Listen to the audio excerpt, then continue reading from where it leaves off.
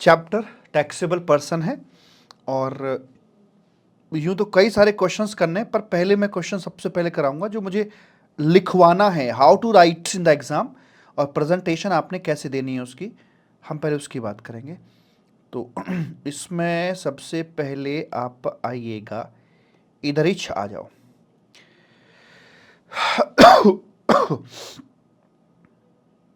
हाँ, question number 5 का 4 करके इधर है भाई साहब, भाई आगे सारे। हाँ जी, आ गए हैं। तो Mahadev enterprises sole proprietorship firm है, ओपन अल्टीमेट, ये आपको आना चाहिए ना यार, ये आपके एग्जाम में आएगा ना। हाउ टू, जितना भी पीछे डिस्कशन किया, समय लगाया, लॉजिक वॉजिक ये वो अगड़म झगड़म, वो सब का निचोड़ ये है कि ये आपको आना चाहिए, और आने के साथ साथ आपको लिखना भी आना चाहिए। अब उस पर काम कर रहे हैं फाइनल स्टेज पर, इसके बिना आपकी जो पढ़ाई है वो अधूरी है, ध्यान रखिएगा। Mahadev enterprise sole proprietorship firm है, ओपन करते हैं shopping complex, dealing in supply of readymade garment में ये भाई साहब डील कर रहे हैं। और हमारा ये कहां गया बे,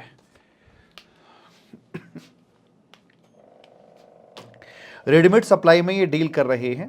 और लोकेशन है इनकी यहाँ पे आके हिमाचल प्रदेश है, उत्तराखंड, त्रिपुरा। अच्छा अच्छा, त्रिपुरा क्लिक कर गया तुम्हारे दिमाग में, ठीक है। It has furnish the following details relating to supply made in such multiple locations for the month of June के महीने में क्या कांड किए इन्होंने वो बताया जा रहा है। इंट्रा स्टेट सप्लाई करिए, हिमाचल प्रदेश है, उत्तराखंड है और त्रिपुरा है। इंटरस्टेट सप्लाई करी है इन्होंने टैक्सेबल गुड्स की इतने की इतने की। इंटरस्टेट सप्लाई एग्जेम्प्टेड गुड्स की, इंट्रा सारी इंट्रा ही है, नॉन टैक्सेबल की है, वैसे करके है। एक्सक्लूडिंग जीएसटी आपको फिगर दी गई है। पता है यार, एक तो होता है क्वेश्चन सॉल्व करना, एक होता है पूरे सीना ठोक के, मतलब मजबूती के साथ कि यस मैं कर सकता हूं, मुझे आता है। मतलब कंसेप्ट में इतनी जान होनी चाहिए कि अगर ये ना कि आड़ा तिरछा क्वेश्चन जैसा मर्जी देना दे दे, मैं उसे क्रैक कर सकता हूं, ये विश्वास अपने ऊपर होना बहुत जरूरी होता है।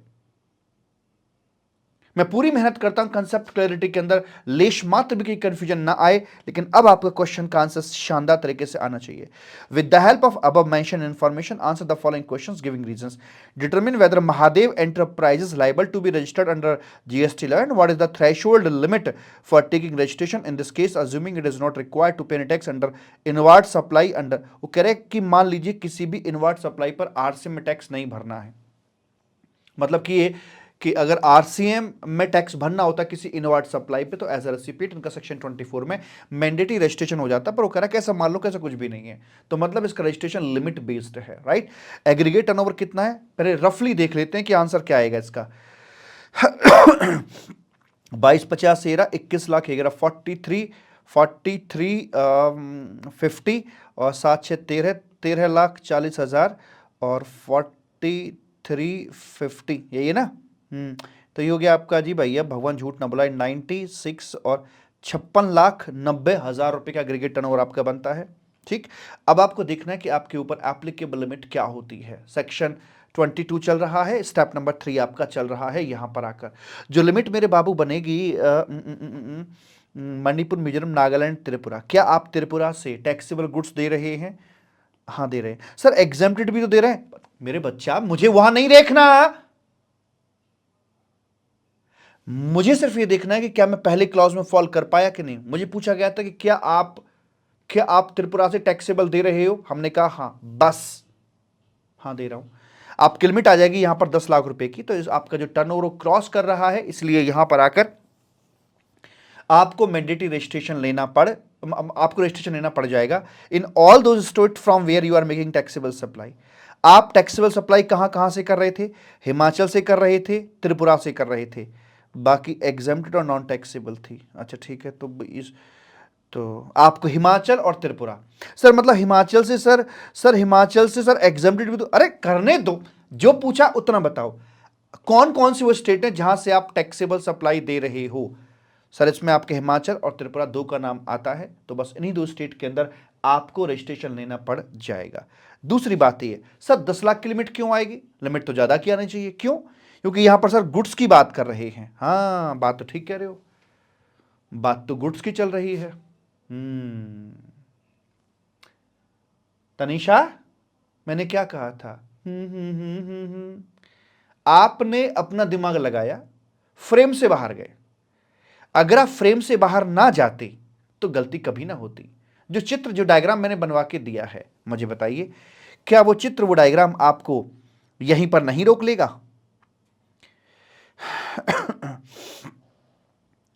क्या ये फ्लो एक बार में नहीं बन गया? मुझे भी कम से कम 10 बार कागज फटे फिर बनाए। ये जो फ्लो है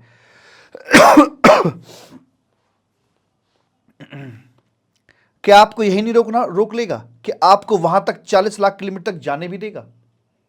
आपको नहीं जाने देगा। नहीं जाने देगा। त्रिपुरा आ गया ना, इसलिए। बट वहां टैक्सेबल सप्लाई, मैं पूछ रहा हूं क्या आपको, हाँ टैक्सेबल ही तो है, तो ये टैक्सेबल दे रहा है। हाँ टैक्सेबल दे रहा है वहां पे क्वेश्चन के अंदर आकर वो। ठीक है, बोलो जी बोलो।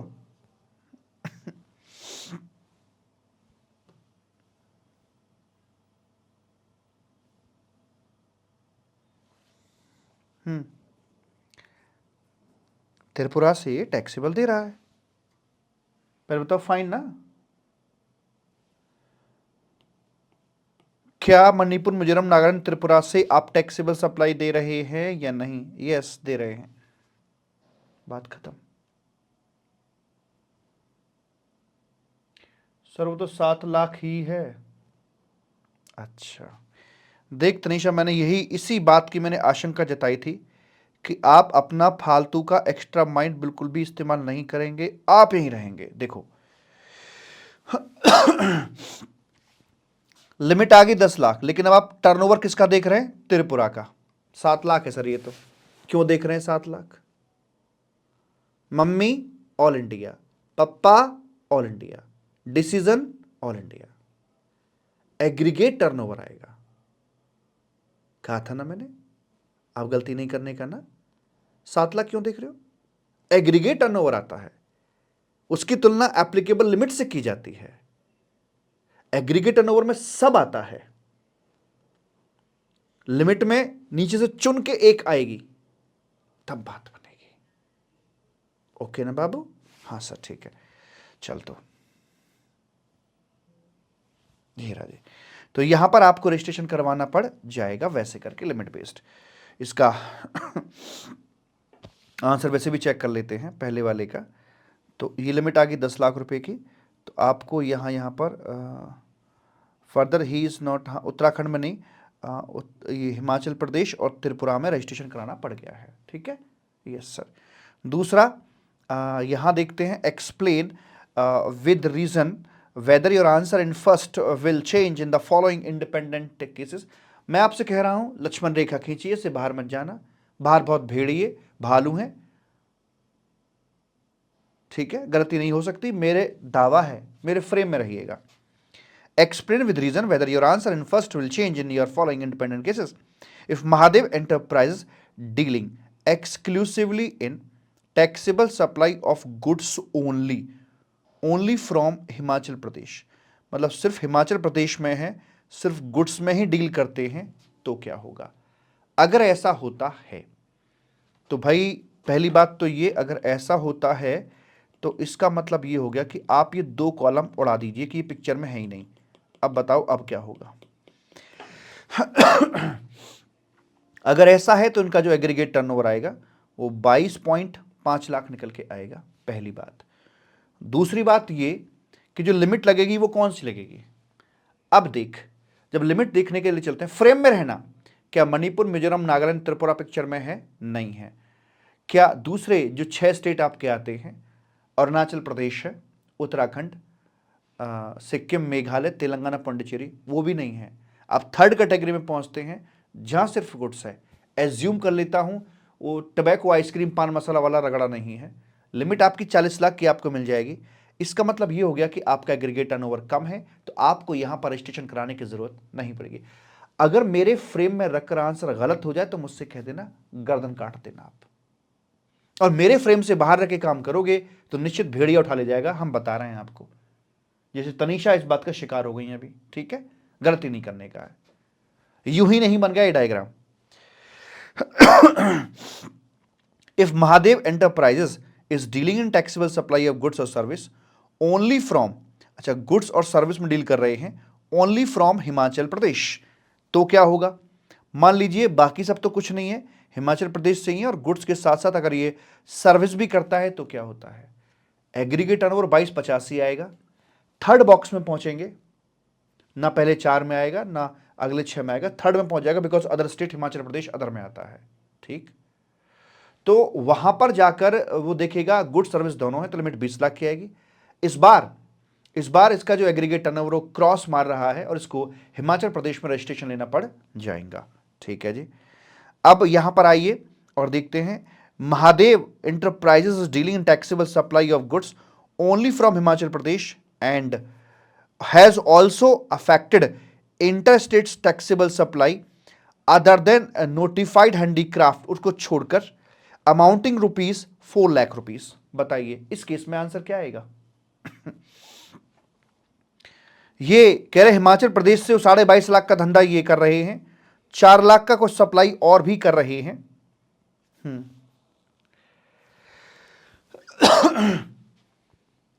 तो एग्रीगेट टर्नओवर कितना आएगा? यस, स्तुति सही पकड़ गया बच्चा बात को। और कह रहा है सर ड्रामा नहीं है, स्टेज थर्ड पे जाना ही नहीं है, we need not to check stage number third.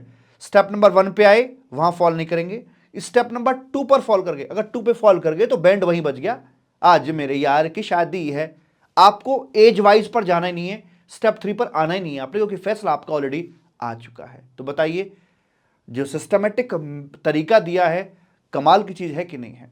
यहां आपको फंसाया गया, आपको सारे क्वेश्चन वो लिमिट बेस्ड करवाए गए और आखिर में आके ये इंटरस्टेट ये शब्द यहां पे चिपका गया ताकि बच्चा वही लिमिट बेस्ड वाली गलती कर बैठे।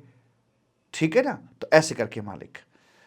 और देखो क्या खेल खेला है इसने, खेल ये खेला है कि गुड्स बोला है, गुड्स बोला है, यहां पर आकर यहां भी गुड्स बोला है, तो अगर लिमिट देखोगे तो लिमिट आएगी 40 लाख रुपए की इसकी। और बच्चा जोड़ के बोलेगा कि भाई 20 22.5 वो था 4 था 26.5 बचता है, तो लिमिट बेस्ड रजिस्ट्रेशन नहीं करवाना है। लेकिन मैं कह रहा हूं भाई साहब आपको स्टेप 3 पर आने की जरूरत ही नहीं है, आप तो वहीं फंस गए स्टेप नंबर 2 पर ही, मैंडेटरी रजिस्ट्रेशन में आप फॉल कर जाओगे वैसे करके। आयुष ठीक बच्चा? हाँ सर एकदम ठीक है, तो वैसे करके है।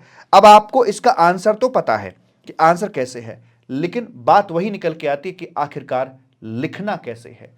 तो मुझे बताइए ये पूरे क्वेश्चन को सॉल्व करने में हमें किन किन लीगल टर्म्स की जरूरत पड़ी, किन किन लीगल कंटेंट की हमें जरूरत यहां पर पड़ी है। सर देखिए एक तो हमें जरूरत पड़ी यहां पर सेक्शन 22 की जरूरत पड़ी, हमें सेक्शन नंबर 24 की जरूरत पड़ी है यहां पर आकर, एंड सर यहां पर हमें सेक्शन नंबर 2 के मुताबिक एग्रीगेट टर्नओवर की जरूरत पड़ी है, और सेक्शन 22 में हमें वो लिमिट जो चूज करते हैं उसकी जरूरत भी पड़ी है कि किस स्टेट में लिमिट क्या रखवाई जाएगी। ये तीनों हमारे लीगल कंटेंट का हिस्सा हैं, एग्रीड और नॉट। हाँ सर बिल्कुल ठीक है, तो हमें पहले तीनों के तीनों ये लीगल कंटेंट लिखना पड़ेगा, उसके बाद हम अपने 1 बाय 1 क्वेश्चन का आंसर करते हुए चले जाएंगे। ठीक, सेक्शन 22, सेक्शन 24, सेक्शन 2 में एग्रीगेट टर्नओवर ये हमें बताना पड़ेगा। तो आइए फटाफट से लिखते हैं मालिक, क्योंकि लिखना बहुत जरूरी है।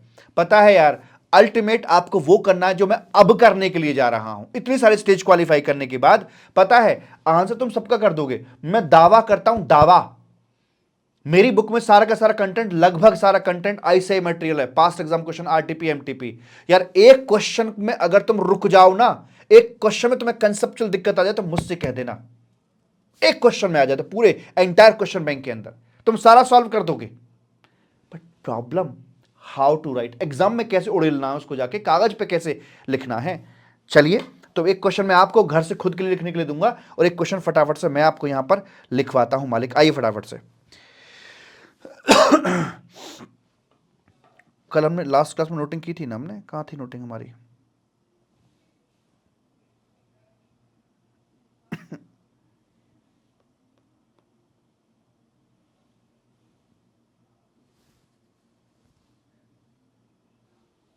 नोटिंग वाला कहाँ गया? चलो कोई नहीं,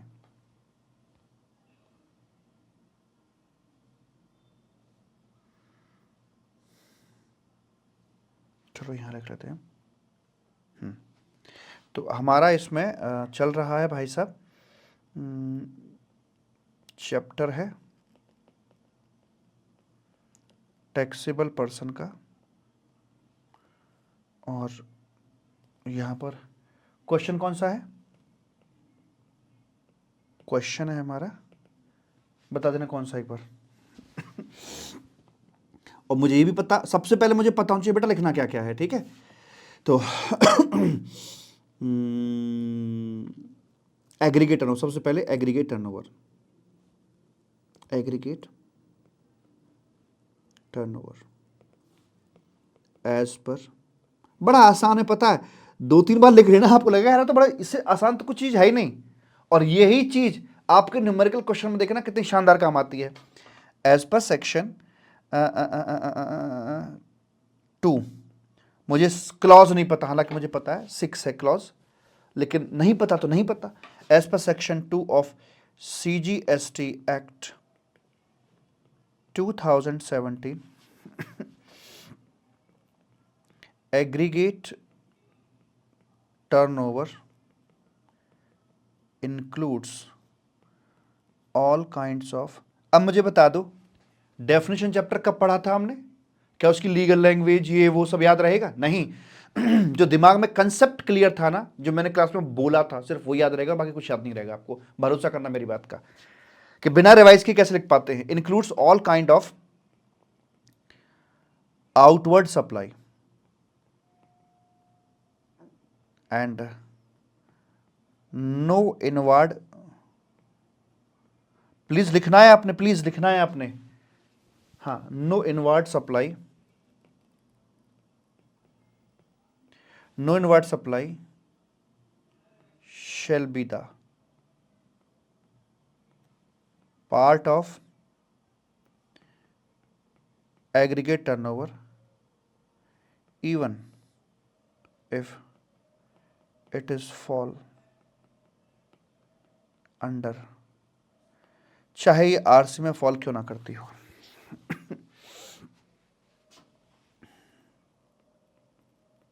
while कैलकुलेटिंग, अभी समय पे ध्यान नहीं देना कितना लग रहा है, सब लिखना है, बस लिखना आना चाहिए, गाड़ी चलानी आ जाए एक बार। while calculating value of aggregate turnover, GST and compensation cess will not be included. However, all other taxes will be includable. ठीक है जी, कुछ और लिखना है? हाँ लिखना है, ऑल आउटवर्ड सप्लाई लिख देते हैं, ऑल आउटवर्ड सप्लाई, चाहे वो आपकी टैक्सेबल हो, एग्जेम्प्टेड हो, इंट्रा या इंटरस्टेट, चाहे RCM की हो, NCM हो, ऑल विल बी, मैंने शॉर्ट फॉर्म लिख दी लेकिन नेवर यूज शॉर्ट फॉर्म, गलती से मुझसे लिख गया शॉर्ट फॉर्म। हाँ, मुझे सर कन्फ्यूजन हो जाता है कौन सा सेक्शन IGST का है और कौन सा CGST का। सिर्फ प्लेस ऑफ सप्लाई चैप्टर में IGST के सेक्शन हैं, बाकी सब CGST के हैं, ठीक है। वो सब में सेक्शन लर्न कराना, वो सब चिंता मत करो, सब CGST मानो, प्लेस ऑफ सप्लाई छोड़ के इंक्लूडेबल। तो एक तो मैंने लिख दिया भाई साहब, ठीक है। और बताओ अगला क्या था, सेक्शन मुझे लिखना था 22 करके।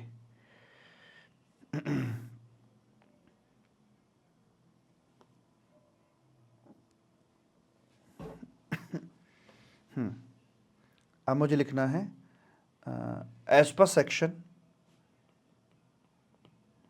एज पर, आप देख रहे हैं जो आपके दिमाग में सिर्फ वो बाहर निकल के आ रहा है, सेक्शन 22 ऑफ, और वो भी एक बात का ध्यान रखना, वो भी क्वेश्चन को ध्यान में रखते हुए। कभी कभी क्या होता है कि सेक्शन बहुत बड़ा होता है, तो बहुत बड़े सेक्शन को पूरा लिखने की जरूरत नहीं है, सिर्फ उतना जरूर लिखिए जितना हमें जरूरत पड़ती है अपने क्वेश्चन का आंसर देने के लिए। As per section 22 of CGST act, उसमें बोलता है where aggregate turnover exceeds the exceed करता है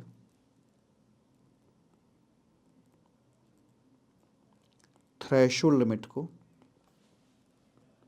then the person required to get registration in all those states from where he is making, देख रहे हो कंसेप्ट क्लियर है तो हाथ अपने आप चलता है, he is making taxable supplies, he is making taxable supply. ये हमारा सबसे इंपॉर्टेंट टाइम है, पता है, सबसे क्रूशियल टाइम चल रहा है इस समय पे जो हम लिख रहे हैं ये। और ये हैबिट बाकी पेपर में भी डालो आप। From where he is making taxable supplies, ठीक है, ये तो हो गया। एग्रीगेट टर्नओवर हो चुका है। एप्लीकेबल लिमिट क्या होगी?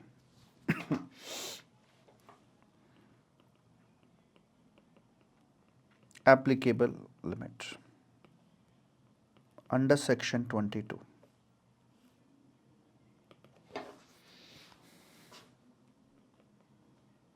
if the person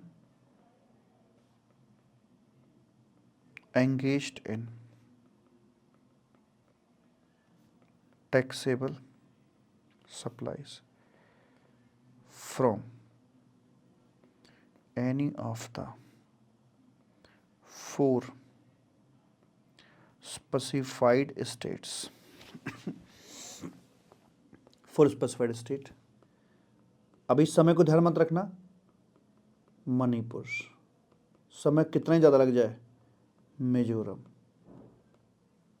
सारे काम एक साथ नहीं हो सकते, Nagaland, Tripura, then the applicable limit will be 10 lakh.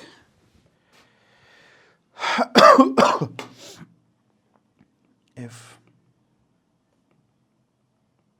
the person, आप लिख रहे हैं ना सभी, प्लीज आप सभी लिख रहे हैं ना? If the person engaged in taxable supplies from any of the 6 specified states, namely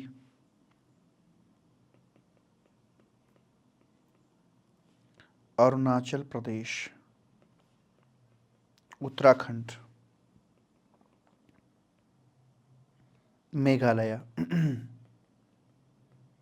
Sikkim, Telangana, Pondicherry, then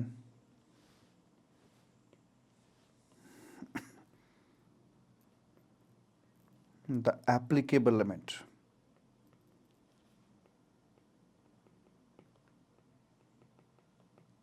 will be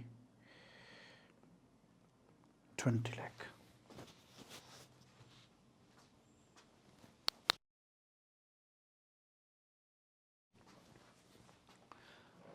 We have to draft answer based on the common language or specific.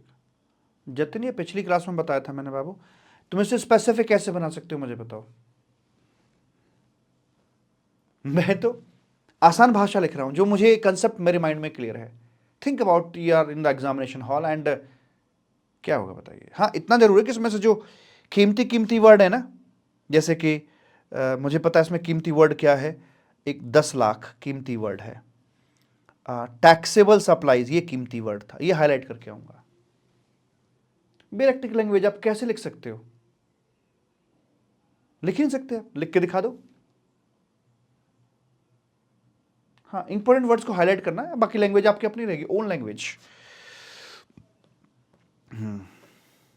If the person engaged in if the person engaged in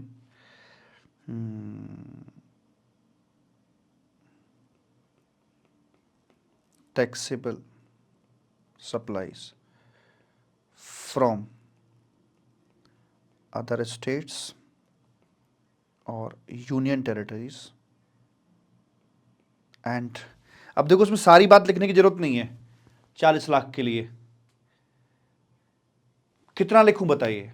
अब लिखने को तो उसमें लिख सकते हैं कि भाई सिर्फ गुड्स में करता तो 40 लाख, गुड्स प्लस सर्विस में करता तो 20 लाख, गुड्स प्लस वो टोबैको आइसक्रीम पान मसाला उसमें करता है तो वो सब इसकी जरूरत नहीं है, बहुत लंबा हो जाएगा फिर आंसर। रेलिवेंट पार्ट बता दो। And person engaged in supply of UT and only deal in goods except tobacco, ice cream, pan masala, then the limit will be। हाँ, अगर क्वेश्चन में वो इंटरेस्ट वाला पॉइंट टच कर रखा होता तो फिर उसका लीगल कंटेंट भी लिख देता मैं। तो कभी कभी हमें अपने क्वेश्चन जिस तरह का है उसके हिसाब से अपने लीगल कंटेंट को उतना तक रेलिवेंट करना होता है, रिस्ट्रिक्ट करना होता है, ठीक है ना। हाँ हाँ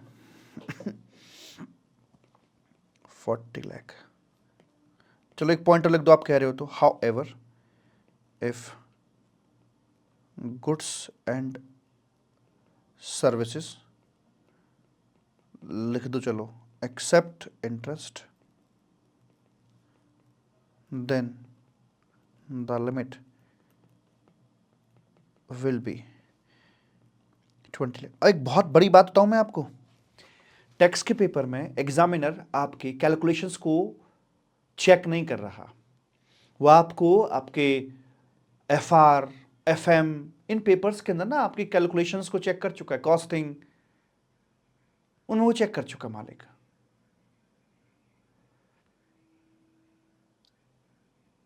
क्या आप कैलकुलेटर चलाना जानते हो? यहां तो वो आपको आपके ज्ञान को टेस्ट कर रहा है कि गिवन सिचुएशन में क्या आपको पता है कि इसके पीछे का लॉ क्या है, वो इसको टेस्ट करना चाह रहा है, ठीक है। अब क्या रह गया? अब रह गया आपका as per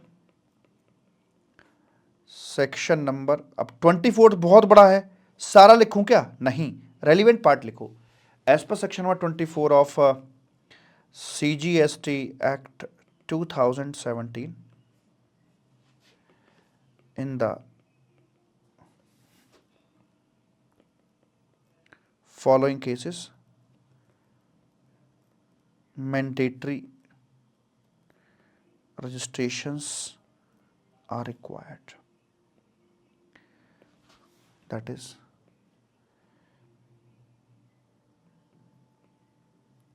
threshold limit is irrelevant, वो irrelevant अपनी हो जाती है। सर इंटरस्टेट वाला लिख दो।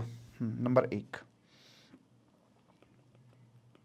Inter state taxable supply of goods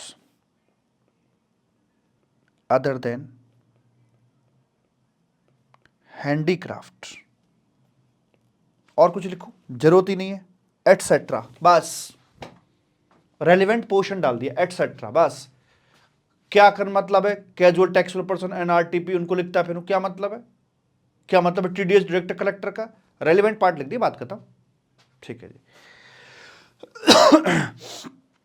अब आता है आपका यहां analysis and conclusion. Analysis and conclusion first part पर। फर्स्ट पार्ट के अंदर वो लिमिट बेस्ड था ना, लिमिट बेस्ड था, तो वहां पर लिखेंगे एग्रीगेट, मुझे क्वेश्चन देखना पड़ेगा, थोड़ा हेल्प कर दो अब यहाँ पे आके, क्वेश्चन सॉल्व तो कर ही चुके हैं हम। Aggregate turnover as per section 2, section 2 के मुताबिक। अब सारा कुछ ऐड करना ही मैंने तो बता देंगे यहाँ से जो इंटर वगैरह वगैरह जो अपना रखा है, मुझे वापस ले जाना पड़ेगा। हाँ, इंट्रा था, वो हिमाचल प्रदेश से इतना था, वहाँ से इतना, वहाँ से इतना, तो कुल मिला के टोटल आ जाएगा आपका 56,90,000 रुपये। ठीक है, 56,90,000 रुपये। एंड जो एप्लीकेबल लिमिट है, वो एप्लीकेबल लिमिट क्या आएगी आपके लिए,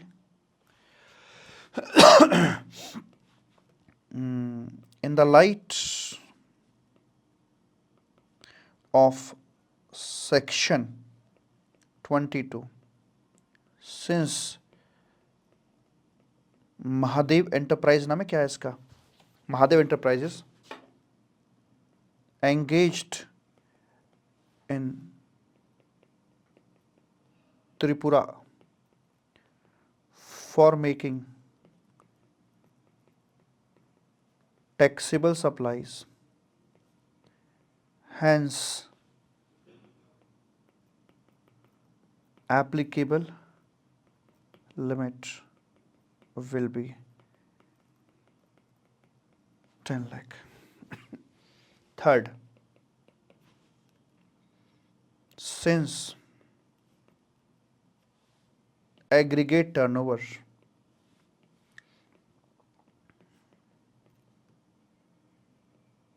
क्रॉस कर रहा है एप्लीकेबल लिमिट को, hence as per section 22 Mahadev is required to take registration in the state of Himachal Pradesh, Tripura था शायद इसका आंसर, एंड त्रिपुरा। ऐसे करना है,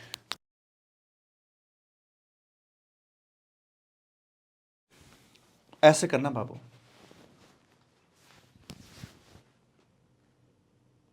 जो जो लॉ आपका इस्तेमाल हुआ है वो लॉ लिख देना है, फिर फटाफट फटाफट अपना उसे कनेक्ट करते हुए चीज़ों को आगे बढ़ा देना है।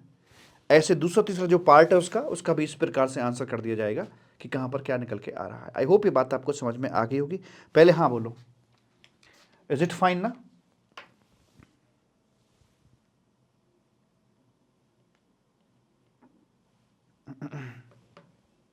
है भूरा, भूरा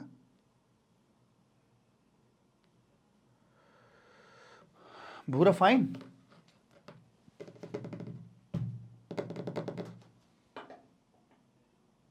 फाइन सर। तो बाकी किसमें आप बढ़ा के रखना, जो बाकी 2 पॉइंट्स रह गए ना उसको भी आपने इसका आंसर लिखना है। और दूसरा मैं आपको एक क्वेश्चन और दे रहा हूं जिसका आंसर आपने खुद से लिखना है।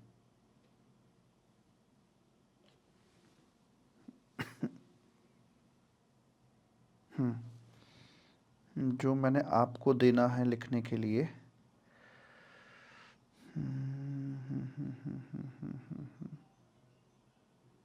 मैं बैकएंड पे मेहनत करता हूँ, पता पीछे कौन सा आपको देना है, कौन सा क्या करना है, इसमें नहीं लिखा क्या मैंने, रुक जाओ।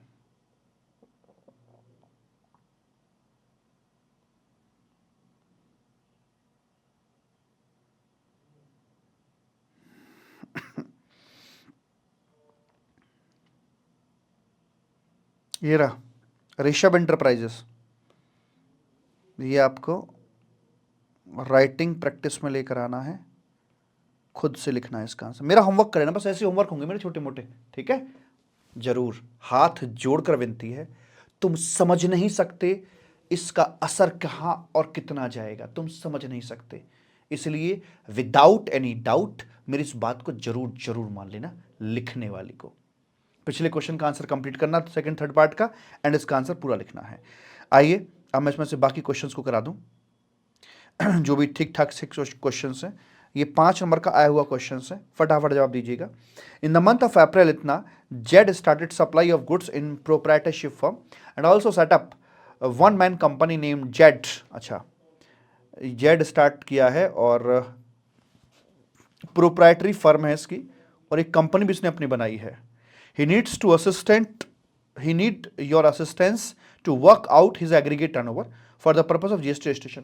लो, एग्रीगेट टर्नओवर बताना बस आपको इसमें, supply of goods of his firm, firm के लिए। अच्छा, फर्म का और कंपनी का अलग अलग एग्रीगेट टर्नओवर आएगा या इकट्ठा आएगा? तो यहां पर एग्रीगेट टर्नओवर की डेफिनेशन आ जाती है, उसमें ये पॉइंट भी लिखा जाएगा कि ये पैन वाइज क्लबिंग की जाती है, चूंकि यहां पे फर्म और अलग है, उसका प्रोप्राइटरशिप कंसर्न अलग है, एंड कंपनी अलग है, दोनों का पैन अलग हो जाएगा, दैट्स वाई यहां पर इन दोनों की अलग अलग जाएगी। ये फर्म के में आ जाएगा। Supply of textile goods to 100% EOU of his firm, ये आ जाएगा। Export of textile from his firm आ जाएगा। एग्जाम्प्ट सप्लाई फर्म आ जाएगा। Supply of non tech firm आ जाएगा। Supply of goods from non, ये कंपनी के में जाएगा। Value of supplies on which Z is liable to pay RCM, ये इनवार्ड सप्लाई है, तो इनवार्ड सप्लाई कभी भी नहीं आती है, किसी में भी नहीं आती है। तो पहले 4-5 आइटम ये आ जाएंगे फर्म में और 2.7 चला जाएगा आपका कंपनी में। This is the aggregate turnover. 5 number का आया हुआ क्वेश्चन है, बताइए क्या कर सकते हैं, क्या ही कर सकते हैं। एग्रीगेट टर्नओवर की डेफिनेशन पर बेस्ड सारा खेल यहां पर दे दिया गया है। 2.7 फर्म का आ गया, बाकी अपना 2.7 कंपनी का आ गया, बाकी उसका आ गया। दूसरा क्वेश्चन है, with the help of following information, Jayant आप एक गलती करने वाले हैं इसमें, हम बता रहे हैं आपको ध्यान से, कितनी भी ताकत लगा लेना तुम अपनी, तुम गलती करोगे करोगे करोगे करोगे। Jayant enterprises Jaipur Rajasthan for the financial year, बिना देखे आंसर देना है आपने। Determine the aggregate turnover for the purpose of registration under so and सो। क्या पूछ रहा है? एग्रीगेट टर्नओवर पूछ रहा है बस आपसे, रजिस्ट्रेशन पर्पस के लिए क्या रहेगा। Sale of diesel, sale of diesel on which sale tax यानी कि VAT is levied by the Rajasthan government, क्या ही आएगा? फटाफट जवाब देना, पॉइंट का नाम लिखकर, फर्स्ट सेकंड जो भी है, कि प्लस होगा या नहीं होगा।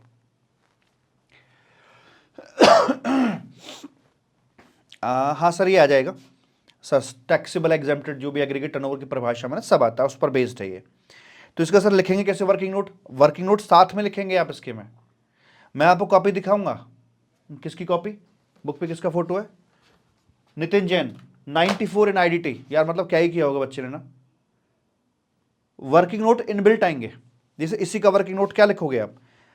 देखिए, न्यूमेरिकल क्वेश्चन सॉल्व करते समय आप या तो किसी चीज को प्लस कर रहे होते हैं, या आप उसे माइनस कर रहे होते हैं, या आप उसे यहां पर इग्नोर कर रहे होते हैं, तीन में से कोई एक एक्शन ले रहे हैं। बहुत बड़ी बात बोल रहा हूं, आप इनमें से जो एक्शन ले रहे हैं वो एक्शन क्यों ले रहे हैं, बस वही आपका वर्किंग नोट आता है। क्यों का जवाब वर्किंग नोट होता है। दो तरीके होते हैं, एक वर्किंग नोट को at the end of solution लिखा जाए फुट नोट के तौर पर, एक तरीका ये होता है, और एक ही होता है कि वर्किंग नोट को इनबिल्ट किया जाए, जहां जैसे नीड है वहां पर लिख दिया जाए। तो मैं सी इंस्टीट्यूट के स्टडी मटेरियल में दोनों तरह के सॉल्यूशन दे रखे हैं, इनबिल्ट वर्किंग नोट भी दे रखे हैं और फुट नोट पर भी दे रखे हैं। आपको जो ट्रिक लगे वो करिए। जिसकी कॉपी में 94 मार्क्स है, नितिन जैन, उस all India ever highest marks, तो उसने भी इनबिल्ट वर्किंग नोट दे रखे हैं, और मैं ऑलवेज इनबिल्ट वर्किंग नोट की बात करता हूं। उसके पीछे कारण क्या है? कारण यह है कि आपका जो प्रोसेसिंग साइकिल होता है ना, वो 2 बार नहीं चलाना पड़ता। कैसे? अब मैं जैसे मान लीजिए यहां पर एक काम करूंगा, मेन सोल्यूशन बनाऊंगा अपना, तो मुझे कुछ ना कुछ दिमाग में सोचना पड़ेगा ना कि वाई वी आर एडिंग। मुझे पता है यार एग्रीगेट टर्नओवर की डेफिनेशन के अंदर हर तरह की सप्लाई आती है, इसलिए मैं इसको ऐड कर रहा हूं, दिमाग घुमाना पड़ा। मेन सोल्यूशन करने के बाद में जब मैं वर्किंग नोट लिखने के लिए आऊंगा, मुझे फिर से वो प्रोविजन रिकॉल करना पड़ेगा लिखने के लिए, तो मुझे डबल साइकिल चलानी पड़ रही है एक ही क्वेश्चन के अंदर। अगर मैं इसका हाथगत वर्किंग नोट लिखता हूं तो मेरा ये प्रोसेसिंग टाइम कम हो जाता है और मैं अपना समय बचा पाता हूं, और क्वेश्चन के गलत होने के चांसेस भी कम हो जाते हैं। तो हम पहले सॉल्यूशन में ये लाइन लिखेंगे और यहां पर इसका रीजन लिख देंगे हम इसे क्यों कर रहे हैं। तो लिखेंगे एज पर, वही अपना रेलिवेंट प्रोविजन और एनालिसिस कंक्लूजन, बस हेडिंग नहीं आएंगे उनके, बाकी वही आएगा जो कहते हो। बड़ी बात बोल रहा हूं, वर्किंग नोट के अंदर भी मेरा तरीका वही रहेगा, relevant provision, analysis and conclusion. बस हेडिंग नहीं डालूंगा, ये नहीं लिखूंगा रेलिवेंट प्रोविजन, ये शब्द ना लिखूंगा, एनालिसिस कंक्लूजन ये वाले शब्द ना लिखूंगा। कैसे? As per section number 2 of CGST act, all kind of supply including relevant part including non taxable supply will be the part of the turnover। Line हो गई। अब एनालिसिस कंक्लूजन वाली line, here diesel is a non taxable supply and in the ambit of section number 2 it is includable in the aggregate turnover। आप मेरे concept को पकड़ पाए मैं क्या बोल रहा हूं? मैंने यहां पर भी अपना तरीका बिल्कुल भी चेंज नहीं किया है। यहां सबसे बड़ा काम होता है वर्किंग नोट लिखना, और वर्किंग नोट में उसी पैटर्न पे लिखूंगा जिस पैटर्न पे पीछे काम करता हुआ आ रहा हूं, रेलिवेंट प्रोविजन, उसके बाद एनालिसिस और कंक्लूजन, बात खत्म। ठीक? यस सर, ये आएगा, जुड़ेगा यहां पर आकर। ठीक है। आगे है एग्रीगेट टर्नओवर पूछ रहे हैं, supply of goods after completion of job work from the place of Jayant Enterprises directly by the principal by declaring the place of Jayant Enterprise as additional place of business। बताइए आएगा नहीं आएगा? यही वो point है, और ले लो more specific, गलती करने वाले हो, आएगा या नहीं आएगा?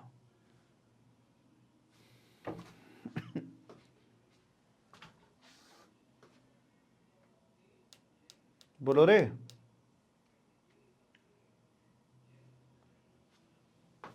जतन क्या कहना चाहते हो बच्चा? सर नहीं आएगा। बच्चा अक्सर उसमें क्या गलती करता है कि ये है, जैसे यहां पे हमने आपको सिखाया था रॉ मटेरियल सप्लायर होता है, यहां जॉब वर्कर होता है। ठीक है, तो यहां से यहां माल जाता है, ये सप्लाई नहीं बनता, यहां से लौट के आता सप्लाई नहीं बनता है, इसकी अपनी सर्विस सप्लाई बनती है। दूसरा, जॉब वर्कर के यहाँ पर काम खत्म हो गया, काम खत्म होने के बाद यहाँ से माल बेच दिया जाता है, सेल ऑफ गुड्स हो जाती है। ये किसका गुड्स था ये? सर ये गुड्स था रॉ मटेरियल सप्लायर का गुड्स था सर, ये इसका मालिक था, तो इसके हैंड में इसको क्लब किया जाएगा, ऑब्वियस सी बात है, ये हम पहले से जानते हैं।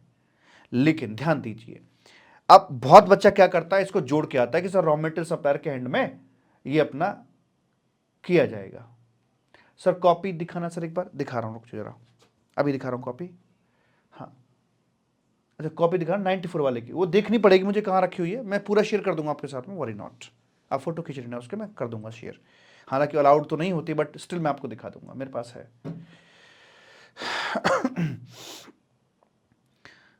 तो लेकिन यहां ध्यान देना क्या क्या खेल खेल दिया गया आपके साथ में। With the help of the following information in the case of Jayant enterprises Jaipur, Jayant के यहां बनवा रहा है, और इस क्वेश्चन के अंदर supply of goods after completion of job work from the place of Jayant enterprises directly send by the principal bye, यानी कि इस क्वेश्चन के अंदर, ट्रांजैक्शन के अंदर जयंत एक जॉब वर्कर है, जयंत की पोजीशन ये है, जयंत जॉब वर्कर है, आप समझ बैठते हैं ये वाला। तो जयंत चूंकि जॉब वर्कर है तो जॉब वर्कर के हैंड में नहीं आता है, ये तो रॉ मटेरियल सप्लाई जिसका माल था, जिसका मालिक था, उसके हैंड में जाके क्लब होता है, इसलिए इस ट्रांजैक्शन में ये नहीं आएगा। ठीक है।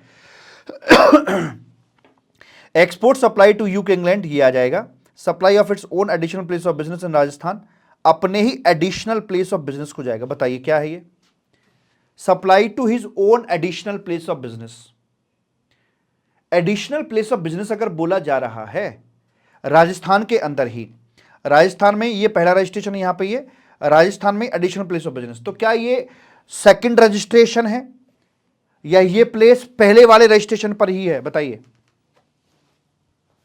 मैंने आपको बताया था यार कि जब हम when we have multiple place of business in the same state, तो ऐसे में अगर 4-5 है तो एक को बोलते हैं प्रिंसिपल प्लेस ऑफ बिजनेस और बाकी सभी को बोल देते हैं additional place of business if they are on one RC.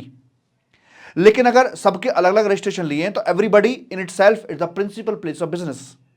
तो चूंकि शब्द लिखा है एडिशनल प्लेस, तो meaning thereby he has single registration in the Rajasthan. और अगर सिंगल रजिस्ट्रेशन में सेम रजिस्ट्रेशन में भेज रहा है तो क्या ये डीम डिस्टिंक्ट बन पाएगा? The answer is no. अगर ये नहीं बन पाएगा तो क्या ये सप्लाई बन पाएगी? The answer is no. और अगर ये सप्लाई नहीं बन पाएगी तो क्या ये आउटवर्ड सप्लाई का हिस्सा बनेगा? The answer is no. कितनी गहरी बात है। Am I right? Deem distinct होता अगर इसका सेपरेट रजिस्ट्रेशन होता, क्योंकि डीम डिस्टिंक्ट कहे जाने के लिए दोनों के बीच में एक पर्दा होना जरूरी है, चाहे वो रजिस्ट्रेशन का पर्दा हो चाहे किसी बॉर्डर का पर्दा हो, राइट? जी यस सर। आज छुट्टी कब होगी? कल करेंगे छुट्टी, आज नहीं। जी आगे चलिए जरा। आउटवर्ड सप्लाई, बहुत मौज करी ना तुमने, अब तो मूड बन गया तुम्हारा। All supply of service on which GST is paid by the recipient under reverse charge. तो एज ए रेसिपिएंट हम आउटवर्ड सप्लाई, ओ हो, अरे ध्यान से पढ़ लिए भाई, अरे दिमाग खोल ले। Outward supply of service, Jayant के लिए आउटवर्ड सप्लाई है जिस पर कि जो सामने वाला बंदा है वो टैक्स भरेगा। क्या ये एग्रीगेट टर्नओवर में आएगा? ओ यस, ओ यस यस यस, हमने कहा था आउटवर्ड सप्लाई होनी चाहिए। बस आगे कैसी है? इंट्रा, इंटरमिंटर, टेंटर, भाई जो मर्जी है, सबका सब अपना यहां पर आ जाता है। ऐसे करके मालिक बोल दिया जाता है। प्रेम से बोलेंगे राधे राधे। नहीं सर इनवर्ट सप्लाई है। अरे तनीषा दिख रहा है, मैं भेदभाव ना करता, लड़के लड़की में ध्यान रखना, कमर तोड़ दी जाएगी। हाँ सर जी ध्यान, आउटवर्ड सप्लाई, यही शब्दों में तो खेलेगा। मैंने क्या बोला था? मैंने पहले ही बोला था और दो जगह गलती कर रहे हो तुम कहने के बावजूद भी। ठीक है जी, अगला क्वेश्चन चलो फटाफट से, सारे में ही कराऊं? क्यों रे, तू क्या करेगा? ये भी ऐसा ही क्वेश्चन है, सिमिलर क्वेश्चन है, खुद करेंगे आप इसे। ये मैंने दिया आपको प्रैक्टिस करने के लिए, खुद से लिखने के लिए। चलो रे फटाफट से बोलो रे। ये वाला कराऊं क्या, अगला वाला? वो तो आसान है, ये वाला करते हैं चलो। थर्ड का one, decide with reason whether the registration is required under CGST act 2017 in the following independent cases. Chintu 4 number question, November 2020। ध्यान से आंखें खोल लो, आंखें, नींद तार लो अपनी। डिसाइड विद रीजन क्या होगा? A casual taxable person has provided interstate supply of notified product being textile and hand printed amounting rupee 19.25 during the month of January itna those products were made by craftsmen by both hand and machine equally. Oh ho 50-50. Casual taxable person has obtained PAN and generate e-bill for the supply. बताइए क्या इसको handmade माना जाएगा या नहीं? भाई जैसे holding के लिए 50% से ज्यादा होना चाहिए, ऐसे ही इसके लिए ज़्यादा होना चाहिए 50% से, लेकिन ये 50-50 पर आकर तुल गया है। इसे हैंडीक्राफ्ट की तुलना कैटेगरी में नहीं रखेंगे। इसके चलते हुए आपको यहाँ पर चूंकि इंटरस्टेट सप्लाई आपने करी है, आपको यहाँ पर रजिस्ट्रेशन लेना पड़ जाएगा। हाँ जी they are not eligible for the exemption, और इनको यहाँ पर रजिस्ट्रेशन लेना पड़ जाएगा। ठीक है, या आगे चलिए ध्यान से। Bantu of Delhi doing trading business across India and his intrastate turnover are as follows. Intrastate turnover, taxable supply made from Delhi 18 lakh, exempt supply from Andhra Pradesh 10 lakh, both taxable and सारी intra हैं, ध्यान दीजिएगा, अपने अपने state में intra हैं। वो taxable exempted from Tamil Nadu इतना है रेस्पेक्टिवली। बताइए क्या सीन रहेगा? चूंकि सारी इंट्रा स्टेट हैं और बाकी कोई क्लू नहीं है कि मैंडेटरी रजिस्ट्रेशन में फॉल करता हो। स्टेप नंबर 2 पर ही फॉल नहीं कर रहा है, इसका मतलब स्टेप नंबर 3 पे आना ही पड़ेगा। स्टेप 3 पर जब हम आते हैं तो यहाँ आकर हम देखते हैं कि भाई हमारा एग्रीगेट टर्नओवर क्या है। 18 ये है, 28 ये हो गया, 28 और 5 33, 33 और 6 39 लाख हमारा ये बन जाता है एग्रीगेट टर्नओवर। अब हमें देखने लिमिट कितनी पड़ेगी हमारी। लिमिट के लिए चेक करना है कि मणिपुर, मिजोरम, नागालैंड, त्रिपुरा, इन 4 में से कहीं भी आ रहे हैं? मणिपुर, मिजोरम, नागालैंड, त्रिपुरा नहीं आ रहे। दूसरा अरुणाचल प्रदेश, कन्फ्यूज मत हो जाना, आंध्र प्रदेश और अरुणाचल प्रदेश में दिक्कत आपको हो सकती है, बिवेयर। आंध्र प्रदेश और अरुणाचल प्रदेश नहीं, वो अरुणाचल है, उत्तराखंड का अरुण था, अरुणाचल प्रदेश था। यानी कि आप सेकंड कैटेगरी में फॉल नहीं कर रहे हैं। इसका मतलब आपको जाना पड़ेगा थर्ड कैटेगरी में। थर्ड कैटेगरी में जाके देखिए कि आपको क्या यहां पर सिर्फ आप गुड्स में ही डील कर रहे हैं क्या? Sir taxable supply made exempt supply, नहीं सर, हमारे गुड्स के साथ साथ ना हमारी कुछ एक नहीं नहीं, गुड्स में ही है, क्या है वो, टैक्सेबल एग्जाम सप्लाईज फ्रॉम इतना इतना, ये बता नहीं रखा है प्रॉपर। टैक्सेबल सप्लाई ये तो मैं तो नहीं मान सकता कि सिर्फ गुड्स में डील कर रहा है, मैं तो मानूंगा गुड्स सर्विस दोनों में डील कर रहा है। ठीक, तो इसके चलते हुए यहां पर जो आएगा ये इसका 20 लाख की लिमिट यहां पे आ जाएगी। तो मतलब बंदे को रजिस्ट्रेशन करवाना पड़ेगा। कहां कहां करवाना पड़ेगा? In all those state from where he is making taxable supply. Taxable कहां से दे रहा है? दिल्ली से कैसी थी? टैक्सेबल दिल्ली में कराएगा। आंध्र प्रदेश से एग्जम्प्टेड थी, यहां नहीं कराएगा। और यहां से टैक्सेबल एग्जाम, टैक्सेबल दे रहा है क्या? हाँ दे रहा है। तो दिल्ली और तमिलनाडु, इन दो स्टेट के अंदर इसे रजिस्ट्रेशन यहां पे कराना पड़ जाएगा, दिल्ली और तमिलनाडु में। इन्होंने मान लिया क्या वो गुड्स कर रहा है? गुड्स मान लिया इन्होंने। अजम्पशन बेस्ड है, हम कुछ नहीं कर सकते इसमें आके, अजम्पशन बेस्ड है। तो ये कहना है टैक्सेबल एग्जाम्प्ट सप्लाई, तो ये तो मतलब अच्छा ट्रेडिंग, सॉरी सॉरी सॉरी, ठीक है बिल्कुल ठीक है, हम गलती कर गए। ट्रेडिंग एक्टिविटी कर रहा है, ट्रेडिंग बिजनेस मतलब गुड्स का बिजनेस करके चल रहा है। लिमिट 40 लाख आएगी और रजिस्ट्रेशन कहीं पर भी नहीं करवाना है, बिकॉज ये लिमिट क्रॉस नहीं कर रहा है, कहीं पर भी रजिस्ट्रेशन नहीं करवाना है, नो रजिस्ट्रेशन एट ऑल। ठीक है। दिसंबर 2021 4 मार्क्स का क्वेश्चन है, 4 मार्क्स का। Comment on the liability Riddhima exclusively. अब देखो ना, आपके लिए ऐसा क्वेश्चन आएगा यार, क्या आप आंसर कर पाओगे? हाँ, Riddhima exclusively engaged in export of ready-made garments from the state of Rajasthan and her export turnover during itna apart from the export turnover she had earned interest on FDR bank 2 lakh also। बताइए कितना फंसाने का काम कर रहा है आपको ये। वो आपका ध्यान ले जा रहा है गुड्स की तरफ और इंटरेस्ट की तरफ, ताकि गुड्स और इंटरेस्ट को देखकर आप स्टेप थर्ड की थर्ड कैटेगरी पर कॉन्सेंट्रेट करो। और कितना निकम्मापना किया है, एक्सपोर्ट कर रहा है। एक्सपोर्ट आपका इंटरस्टेट होता है, जिससे कि वो पकड़ लेगा आपके सेक्शन 24 में ही। तो क्वेश्चन 24 का स्टेप 2 का, लेकिन डेटा दिया जा रहा है आपको स्टेप नंबर थर्ड के हिसाब से दिया जा रहा है, वैसे करके मालिक। ठीक है, ठीक है, चलो जी। तो यहां पे रजिस्ट्रेशन आपका मैंडेटरी हो जाएगा। ठीक है जी। अजंता एंटरप्राइजेस एक्सक्लूसिवली एंगेज्ड, ये लास्ट क्वेश्चन करा रहा हूं, उसके बाद आप खुद कर लेना क्वेश्चंस को। ठीक है, ये ऐसे तो आप खुद कर लेना, मैं कोई दूसरा करा रहा हूं, क्वेश्चन में थोड़ा मिस्टेक थी। ये जो आपको दिख रहा है ना हाउ एवर, इसे काट देना यहां से, हाउ एवर, इसकी जरूरत नहीं है हमें हाउ एवर की, इस हाउ एवर को यहां से काट दीजिएगा। हाउ एवर को काट देना यहां से, और बस एक क्वेश्चन करा रहा हूं मैं आखिरी में आपको, ये वाला आरटीपी मई 22 का, उसके बाद खत्म। एक्सपोर्ट तो एक्सपोर्ट बेनिफिट भी तो क्लेम करेगा ना, तो एक्सपोर्ट बेनिफिट क्लेम करने के लिए जो जीएसटी वगैरह पड़ा है पीछे, उसका आईटीसी वगैरह का रिफंड क्लेम नहीं करेगा, वो सारा मिलता है ना। जीरो रेट सप्लाई होती है, जीरो रेट सप्लाई में आपको ढेर सारे जीएसटी के बेनिफिट्स मिलते हैं वो।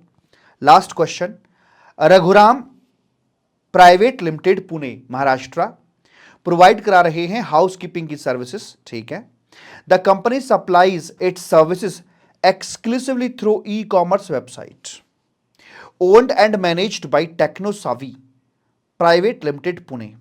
The turnover of Raghuram Limited in the current financial year is 18 lakh रुपए का है। हाउसकीपिंग की सर्विस है, 18 लाख का टर्नओवर है। रजिस्ट्रेशन करवाना है या नहीं करवाना? टाइम तो देखो, हाँ देख रहे हैं टाइम। लास्ट क्वेश्चन करा दूं, इसमें थोड़ा करेक्शन है इसलिए करा रहा हूं मैं लास्ट क्वेश्चन, वरना मैं नहीं कराता। बोलो रे। हाउसकीपिंग मतलब मिसलेनियस यूटिलिटीज की सर्विसेज, हाउसकीपिंग वगैरह की सर्विस जो आती है वहां पे, प्लम्बर ये वो, ये आएगा अंडर सेक्शन 9(5). तो 9(5) में तो जो ई कॉमर्स ऑपरेटर है वो यहां जीएसटी का पेमेंट कर देगा। अब इसका आंसर आपने करना है। सही जवाब दिया तो क्लास की यहीं पर छुट्टी कर दूंगा, गलत जवाब दिया तो मैं अभी आधा घंटा और पढ़ाऊंगा, क्योंकि मुझे लगेगा कुछ कमी रह गई है अभी मेरे पढ़ाने में। एडवाइस रघुराम रागम, और मैं अपने वर्ड्स का सीरियस हूं, ध्यान रखना। रघुराम तुम्हारे कहने पर पूरी क्लास की छुट्टी कर सकता हूं, तो मेरे कहने पर आधा घंटा क्लास एक्स्ट्रा भी ले सकता हूं, ध्यान रखना। जवाब गलत ना हो जाए, आंख नाक खोल के रखना। एडवाइस रघुराम राजन, राजन कहां से आ गया, Raghuram private limited as to whether it is required to obtain registration. Will your advice be any different if Raghuram, यहां से Raghuram private limited sells readymade garments exclusive through e commerce operator managed by so and so. वो कह रहा कि अगर service की बजाय वो रेडीमेड गारमेंट बेचता, गुड्स वाला बंदा होता, तो क्या उसे इस केस में रजिस्ट्रेशन लेना पड़ता या नहीं लेना पड़ता? सभी का आना चाहिए सही जवाब। गलत जवाब आपको ले जाएगा गलत दिशा में, यानी कि आपको आधा घंटे और आपकी क्लास यहां पर ली जाएगी। इसलिए भाई और बहनों, सोच समझ के ठीक ठीक जवाब यहां पर दीजिएगा।